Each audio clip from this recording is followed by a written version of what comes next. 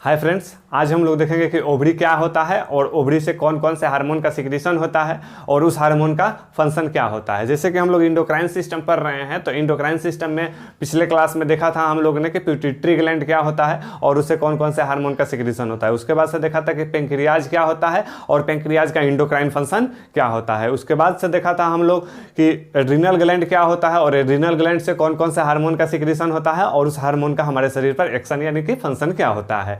अब आज के क्लास में हम लोग देखेंगे कि ओवरी क्या होता है और ओवरी से कौन कौन से हार्मोन का सिक्रीशन होता है और उस हार्मोन का फंक्शन क्या होता है। तो चलिए शुरू करते हैं, देखते हैं। देखिए, जो ओवरी से जो हार्मोन का सिक्रीशन होता है उसका फंक्शन क्या होता है। सबसे पहले हार्मोन को देखने से पहले एक बार देख लेते हैं हम लोग कि ओवरी होता क्या है। ओवरी का एक बार ओवरव्यू देखते हैं। जैसे कि ओवरी क्या होता है। ओवरी इज अ गोनाड्स और primary sex organ in females. क्या होता है, जो फीमेल्स में क्या होता है कि ओवरी जो होता है वो फीमेल्स में होता है, एक प्राइमरी सेक्स ऑर्गन है फीमेल्स का। और उसके बाद से यह क्या है, गोनाड्स है। गोनाड्स इसको इसलिए बोला जाता है क्योंकि यहाँ से ओवम का फॉर्मेशन होता है। उसके बाद से देखते हैं हम लोग, देखिए ओवरी की संख्या कितनी होती है, 2 होता है, यानी कि नंबर ऑफ कितना होता है, 2 होता है। उसके बाद से रोल क्या होता है ओवरी का, जैसे कि फीमेल्स में ओवरी का रोल क्या होता है। जैसे कि फीमेल्स में ओवरी का होता है गैमेटोजेनेसिस एंड कुछ इंडोक्राइन फंक्शन यानी कि कुछ हार्मोन का सिक्रीशन करता है और गैमेटोजेनेसिस करता है। गैमेटोजेनेसिस मतलब क्या होता है, यानी गैमेट फॉर्मेशन यानी गैमेट्स बनने की प्रक्रिया को क्या बोलते हैं, गैमेटोजेनेसिस। तो गैमेट्स में क्या बनता है, गैमेट्स में ओवम का फॉर्मेशन होता है, यानी कि फीमेल्स में ओवम का फॉर्मेशन होता है गैमेटोजेनेसिस में। और मेल में अगर गैमेटोजेनेसिस हो रहा है तो उसमें क्या होगा, उसमें स्पर्म का फॉर्मेशन होता है, यानी स्पर्म के बनने की प्रक्रिया को क्या बोलते हैं, स्पर्मेटोजेनेसिस बोलते हैं। उसके बाद से देखते हैं कि कुछ एनाटॉमी को देख लेते हैं कि ओवरी का एनाटॉमी क्या होता है। तो देखिए, जो ओवरी होता है, ovary are flattened ovoid bodies होता है। जो क्या होता है कि ओवरी का जो होता है स्ट्रक्चर कैसा होता है, फ्लैटेंट यानी कि लंबा और चपटा होता है। देखिए, जो उसका डायमेंशन क्या होता है, अगर उसका डायमेंशन हम लोग देखते हैं तो 2 सेंटीमीटर गुने 4 सेंटीमीटर गुने 1 सेंटीमीटर की, 4 सेंटीमीटर लंबा, 2 सेंटीमीटर चौड़ा और 1 सेंटीमीटर की उसमें थिकनेस होता है। क्या रहता है, अटैच्ड विथ ओवेरियन लिगामेंट, या क्या होता है, अटैच रहता है किससे, ओवेरियन लिगामेंट से क्या रहता है, ओवरी अटैच रहता है। उसके बाद से देखते हैं कि ईच ओवरीज हैज 2 पोर्शन, यानी जो एक ओवरी होता है इसमें कितना पोर्शन होता है, 2 पोर्शन। कौन कौन सा पोर्शन होता है, एक होता है मेडुला और दूसरा होता है कॉर्टेक्स, यानी कि जो अंदर वाले भाग होता है, जो इनर पोर्शन होता है उसको क्या कहा जाता है, मेडुला बोला जाता है, जबकि बाहर वाले पोर्शन को क्या बोला जाता है, कॉर्टेक्स बोला जाता है। अब देखते हैं कि जो कि मेडुला होता है और कॉर्टेक्स दोनों में डिफरेंशिएशन क्या है, यानी दोनों का अंतर क्या है कि मेडुला से क्या होता है और कॉर्टेक्स में क्या होता है। देखते हैं, जैसे देखिए मेडुला जो होता है वह इनर पार्ट को क्या बोला जाता है, मेडुला, जबकि आउटर पार्ट को यानी कि बाहरी भाग को क्या बोला जाता है, कॉर्टेक्स। इनर पार्ट क्या हो गया, मेडुला, और बाहरी भाग क्या हो गया उसका, कॉर्टेक्स हो गया। उसके बाद से देखिए, जो मेडुला होता है वह क्या होता है, हाईली वेस्कुलर होता है। जो मेडुला होता है, जो मेडुला क्या होता है, हाईली वेस्कुलर होता है, यानी उसमें क्या होता है कि वेसल सप्लाई, जो वेसल सप्लाई होता है, नर्वस सप्लाई होता है, लिम्फेटिक सप्लाई होता है, वो बहुत ज़्यादा होता है।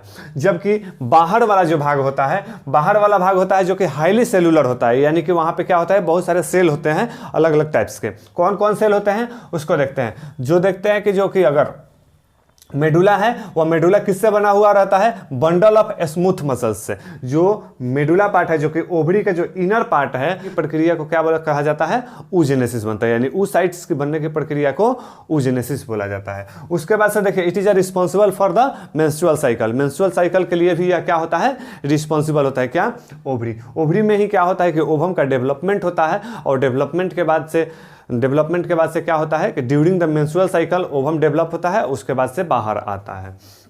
उसके बाद से हम देख हार्मोन्स ऑफ द ओवरी, यानी कि ओवरी से कौन कौन से हार्मोन का सिक्रीशन होता है और उसको याद करने का एक ट्रिक क्या होता है। ट्रिक के साथ याद करेंगे तो जल्दी मेमोराइज्ड हो जाएगा। और उस हार्मोन का जो सिक्रीशन होता है, उस हार्मोन का नॉर्मल रेंज को देखेंगे हम लोग कि उस हार्मोन का नॉर्मल रेंज क्या होता है और उसका फंक्शन देखेंगे कि फंक्शन क्या होता है। तो देखिए, hormones of the ovary, trick क्या होता है हार्मोन्स को याद करने के लिए, RIPE, राइप ओवरी। राइप मतलब क्या होता है, राइप मतलब होता है पका हुआ। देखिए, ये R for relaxin, I for inhibin, P for progesterone, E for estrogen, और ओवरी तो ओवरी, यानी कि ओवरी से कितने हार्मोन का सिक्रीशन होता है, 4 हार्मोन का सिक्रीशन होता है। कौन कौन से, रिलैक्सिन, इनहिबिन, प्रोजेस्टेरॉन, एस्ट्रोजन। अब इस चारों हार्मोन का फीमेल्स के शरीर पर फंक्शन, यानी कि फीमेल्स में इसका फंक्शन क्या होता है उसको देखेंगे। फंक्शन देखने से पहले एक बार देख लेते हैं कि इसका नॉर्मल रेंज क्या होता है। देखिए नॉर्मल रेंज क्या होता है, जो रिलैक्सिन होता है उसका नॉर्मल रेंज कितना होता है, 20 से 120 नैनोग्राम पर लीटर होता है, जबकि इनहिबिन होता है उसका नॉर्मल रेंज क्या होता है, 2 से 80 पिकोग्राम पर ml होता है। प्रोजेस्टेरॉन का नॉर्मल रेंज कितना होता है, 2 से 20 नैनोग्राम पर ml होता है। एस्ट्रोजन का नॉर्मल रेंज कितना होता है, 30 से 400 पिकोग्राम पर ml। इस सब का यह नॉर्मल रेंज हो गया। अब इसके बाद से हम लोग देखते हैं फंक्शन। ऐसे जो नॉर्मल रेंज है वह क्या होता है कि वह बढ़ते और घटते रहता है। मेंस्ट्रुअल साइकिल के हर फेज में, अलग अलग फेज में क्या होता है, कभी बढ़ता है और किसी फेज में घटता है। उसके बाद से देखते हैं कि फंक्शन क्या होता है। रिलैक्सिन जो होता है, रिलैक्सिन जो हार्मोन होता है उसका फंक्शन क्या होता है, relax the uterus after child birth. क्या करता है, रिलैक्सिन का फंक्शन क्या होता है, जब चाइल्ड बर्थ होता है, जब बच्चे का जन्म होता है तो आफ्टर चाइल्ड बर्थ के बाद से क्या करता है, जो यूट्रस होता है यूट्रस को क्या करता है, रिलैक्स करता है। यानी कि कंट्रैक्शन का काम क्या कर रहा था, जब हम लोग प्यूटिट्री पढ़ रहे थे तो प्यूटिट्री ग्लैंड में आप लोग पढ़े थे ऑक्सीटोसिन। ऑक्सीटोसिन का क्या काम था, कंट्रैक्शन ऑफ यूट्रस, यानी कि जैसे ही यूट्रस कंट्रैक्ट किया तो क्या हुआ, बेबी यानी कि चाइल्ड बर्थ हो गया, यानी कि बेबी बाहर आया। उसके बाद से जब कंट्रैक्शन तो हो गया, अब उसको रिलैक्स कौन करेगा, रिलैक्स करने के लिए ओवरी से एक हार्मोन निकलता है जिसका क्या नाम है, रिलैक्सिन। वह क्या करता है, उस यूट्रस को क्या करता है, रिलैक्स करता है। उसके बाद से देखते हैं क्या करता है, दूसरा काम क्या होता है, डेवलप द मेमोरी ग्लैंड। या मेमोरी ग्लैंड को क्या करता है, डेवलप करता है, किसके लिए, लैक्टेशन के लिए, यानी कि मिल्क के फॉर्मेशन के लिए। उसके बाद से देखते हैं हम दूसरा जो हार्मोन है वह क्या है, इनहिबिन है। इनहिबिन का क्या मतलब, यानी कि इनहिबिन का क्या फंक्शन होता है, इनहिबिन का फंक्शन होता है inhibit the FSH during follicular phase during the menstrual cycle. Menstrual cycle में फॉलिकल्स, जो प्यूटिट्री पढ़े थे हम लोग, प्यूटिट्री ग्लैंड से एक हार्मोन का सिक्रीशन हुआ था, क्या, FSH, यानी कि फॉलिकल स्टिमुलेटिंग हार्मोन। यानी फॉलिकल्स स्टिमुलेटिंग हार्मोन का जो सिक्रीशन हो रहा था वह क्या कर रहा था कि फॉलिक्यूलर फेज में डेवलपमेंट ऑफ फॉलिकल्स, यानी कि फॉलिकल्स को डेवलपमेंट में हेल्प कर रहा था। अब क्या हुआ, जब फॉलिकल्स डेवलप हो जाएगा, तब क्या करेगा, इनहिबिन कि उसको इनहिबिट करेगा किसके, FSH को, FSH को क्या करेगा, इनहिबिट करेगा। उसके बाद से देखते हैं प्रोजेस्टेरॉन का क्या काम होता है, प्रोजेस्टेरॉन का फंक्शन क्या होता है कि final preparation of uterus for achievement of pregnancy, यानी कि जो प्रेगनेंसी को अचीव करने के लिए जो यूट्रस होता है उसको प्रिपेयर करता है, उसको तैयार करता है। उसके बाद से दूसरा इसका क्या काम होता है, इनलार्ज द ब्रेस्ट, यानी कि क्या करता है, यह ब्रेस्ट को इनलार्ज करता है, कब, एट द प्यूबर्टी, यानी प्यूबर्टी के समय ब्रेस्ट को इनलार्ज करता है, नहीं बड़ा करता है। उसके बाद से क्या करता है, secretion of nutrition in fallopian tube. जो फैलोपियन ट्यूब होता है उस फैलोपियन ट्यूब में न्यूट्रिशन का सिक्रीशन करता है। न्यूट्रिशन का जैसे ही सिक्रीशन करेगा तो ड्यूरिंग द फर्टिलाइजेशन, जो वहाँ पे फर्टिलाइज्ड ओवम होगा उसको न्यूट्रिशन प्रोवाइड करने के लिए न्यूट्रिशन का क्या करता है, सिक्रीशन करता है। उसके बाद से क्या करता है, इंक्रीज थिकनेस ऑफ इंडोमेट्रियम। जो यूट्रस का जो वाल होता है इंडोमेट्रियम, उसको क्या करता है, इंक्रीज करता है, थिकनेस को मोटा करता है। उसके बाद से देखते हैं एस्ट्रोजन का क्या काम होता है। एस्ट्रोजन का जो होता है काम, वह development of reproductive organ in females childhood. क्या होता है कि जो फीमेल जो चाइल्डहुड है, यानी कि जो बच्चा है, जो फीमेल्स है, उसका क्या करता है, डेवलप करता है। क्या करता है, डेवलप, उसके जो रिप्रोडक्टिव ऑर्गन है उसको डेवलप करता है। अब जो रिप्रोडक्टिव ऑर्गन होता है, रिप्रोडक्टिव ऑर्गन में क्या होता है, 2 टाइप्स के रिप्रोडक्टिव ऑर्गन होता है। एक होता है प्राइमरी रिप्रोडक्टिव ऑर्गन, दूसरा होता है सेकेंडरी रिप्रोडक्टिव ऑर्गन। तो प्राइमरी रिप्रोडक्टिव ऑर्गन क्या होता है, यही जो ओवरी होता है वो क्या है, प्राइमरी रिप्रोडक्टिव ऑर्गन होता है। जबकि उसके क्या बोलते हैं कि जो सेकेंडरी रिप्रोडक्टिव ऑर्गन होता है वह क्या होता है, सेकेंडरी रिप्रोडक्टिव यूट्रस होता है, वेजाइना होता है, फैलोपियन ट्यूब होता है, इस सब को क्या करता है, डेवलप करता है। उसके बाद से देखिए इसका जो एस्ट्रोजन है, एस्ट्रोजन का यूट्रस पर क्या एक्शन होता है, फैलोपियन ट्यूब पर क्या एक्शन होता है, वेजाइना पर क्या एक्शन होता है, और उसके बाद से सेकेंडरी सेक्सुअल कैरेक्टर पर क्या एक्शन होता है, उसको हम लोग देखते हैं। देखिए यूट्रस पर क्या होता है, एक्शन क्या होता है एस्ट्रोजन का, जो यूट्रस पर एक्शन होता है तो इनलार्ज ऑफ यूट्रस, यानी यूट्रस को क्या करता है, बड़ा करता है। जैसे ही चाइल्डहुड बच्चा है तो बच्चा से एट प्यूबर्टी, जैसे ही वह बच्चा धीरे धीरे फीमेल है, वो फीमेल अगर बड़ी होगी तो क्या होगा, उसके जो यूट्रस है, यूट्रस का साइज छोटा रहता है, उसको क्या करता है, इनलार्ज करता है, बड़ा करता है।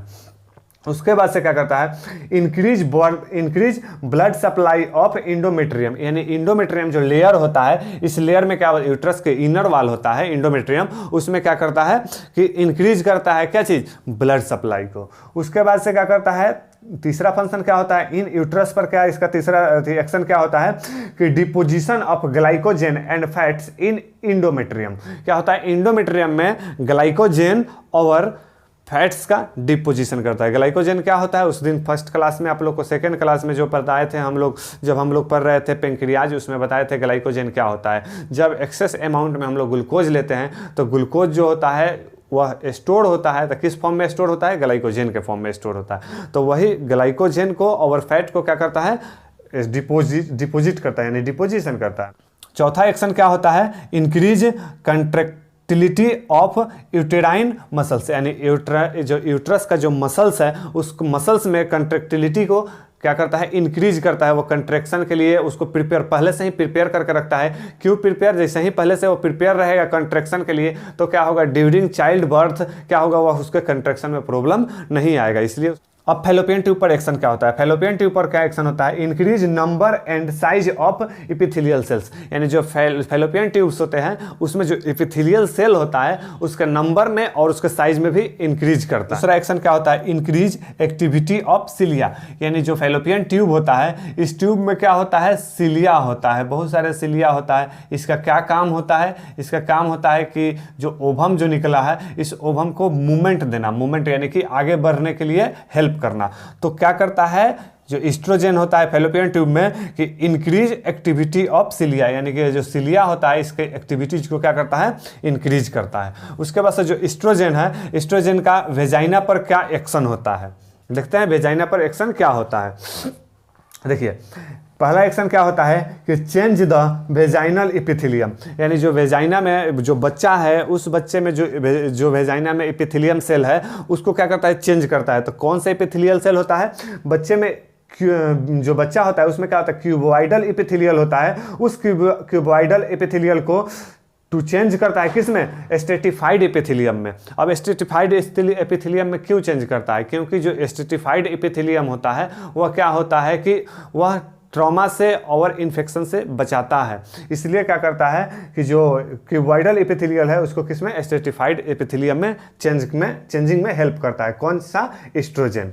उसके बाद से देखिए इसका दूसरा एक्शन क्या होता है इन वेजाइना पर, कि increase the layers of vaginal epithelium, यानी कि जो वेजाइनल में जो एपिथेलियम है उसके लेयर को क्या करता है, बढ़ाता है। उसके बाद से और तीसरा एक्शन क्या होता है किस पर, वेजाइना पर। देखिए decrease pH of vagina making more acidity, यानी कि वेजाइना के पीएच को क्या करता है, घटाता है, उसके एसिडिटी को बढ़ाने के लिए।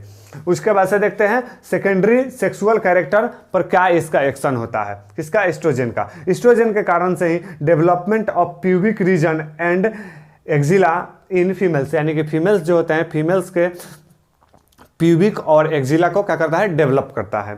उसके बाद से देखते हैं कि प्यूबिक हेयर ग्रोथ में हेल्प करता है। उसके बाद से skin becomes soft and smooth, यानी जो स्किन होता है, जो फीमेल्स का स्किन होता है उसको क्या करता है, सॉफ्टनेस और उसको स्मूथनेस देता है। उसके बाद से और क्या होता है, वॉइस चेंजेज होता है, और उसके बाद से ब्रेस्ट का डेवलपमेंट करता है। क्या चीज, एस्ट्रोजन। तो हम लोग ने देखा कि इससे ओवरी से कौन कौन से हार्मोन का सिक्रीशन होता है और उस हार्मोन का फंक्शन क्या होता है और उस हार्मोन का नॉर्मल रेंज क्या होता है।